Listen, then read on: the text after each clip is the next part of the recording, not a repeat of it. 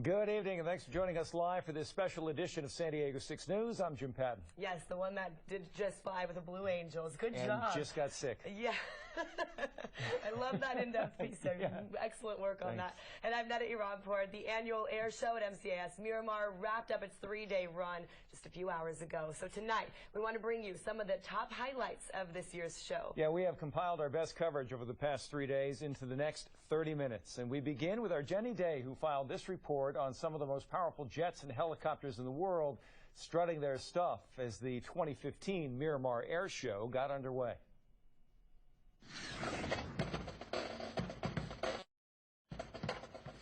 All eyes on the sky for the 2015 MCAS Miramar Air Show. It's pretty amazing how they do it, but I would like to just go for a ride. The almighty and impressive warplanes painted the sky. The MV-22 Osprey, FA-18 Hornet, AV-8B Harrier, and Cobra reenacting special operations. I thought they were dropping bombs, but it was really like I was on the ground, they were pretending to. The Marine Air Ground Task Force, here showing off what they typically do on the battlefield. I was in Iraq in 06, 07, and 08, so we did quite a bit of operations there. First Lieutenant Curtis King is typically watching from the cockpit. They're going to simulate dropping some bombs, and then we're going to have some Cobra gunships. They're going to come over and also take out any targets that would be in the objective area. Followed by that, you're going to have some skids, more skids come in. They're going to fast rope some Marines off to protect it, and then you're going to have some V-22s come in and drop off the main assault force. He's an MV-22 pilot. That level requires 3 years of flight school, then another 2 years of training. It's a lot of training. Sometimes I'm like, maybe I should have been a doctor. We're glad he took this path. The MCAS Miramar Air Show is also an opportunity to say thank you. If you love the military, if you love what they do for our country and that, you come out and show some respect. The excitement is contagious. Jenny Day, San Diego 6 News. What a great time. The Miramar Air Show is the largest of its kind in the country. And this year the theme was a salute to veterans and their families. The Navy Blue Angels are the fan favorite, and they wowed the crowd once again this year. Blue Angels have been the star of the show since the 1940s. They can fly their FA-18 Hornets up to 700 miles an hour. And all weekend long, they offered thrilling performances, fast-paced formation flying, and choreographed aerobatic maneuvers in the skies above San Diego. There's a flight pattern where they all fly overhead and they just break off. They peel off one by one, peel off together. They fly upside down over the crowd. They do all sorts of turns that you just cannot believe that that's what you're seeing.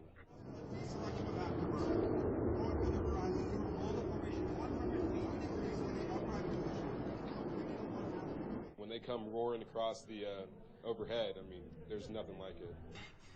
And there was also exciting performances from military parachute teams and aerial demonstrations by the brand new F-35 and the Marine Corps C-130 named Fat Albert. The Blue Angels may be the headliner of the Miramar Air Show, but there's a lot more entertainment to be seen. Many civilian pilots performed at the air show this weekend. San Diego 6's Gary Buzel and aviation correspondent Spencer Suderman give us a behind-the-scenes look.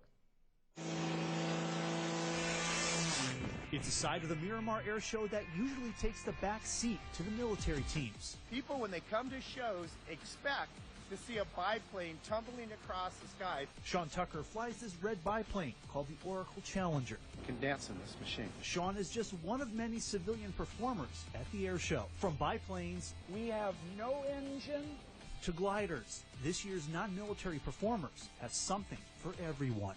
I'd like to say I have a lot of fun, but I don't. It's a lot of work. Dan Buchanan flies his hang glider at the Miramar Air Show. Yeah, on weekends I entertain at air shows flying gliders. It's similar to the ones you see at the Torrey Pines Glider Port. There's nothing that your mother would tell you to go and do on a weekend. But Dan's glider is different than the typical glider.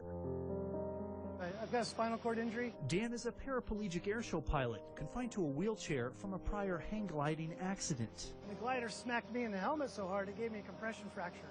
But that stopped Dan. Lightning usually doesn't strike twice. I know there's encouragement that comes to some people through what I'm doing with no intention of that, but that just happens. Dan flies both in the day and night show at Miramar.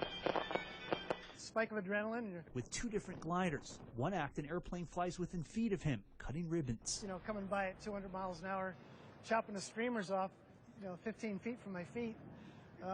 It's fun. San Diego 6 aviation correspondent and airshow pilot himself, Spencer Suderman, shows us just how that smoke comes from the wings. So, Steve, I noticed you've got some Mountain Dew bottles on your airplane here. Tell me about that. Just smoke that comes off the wingtips during the performance. How hot does this get? Could I touch this when you land? No, well, you could, but you're going to have blisters when you do. It gets very hot. That's why it's on a guarded shield away from the aircraft.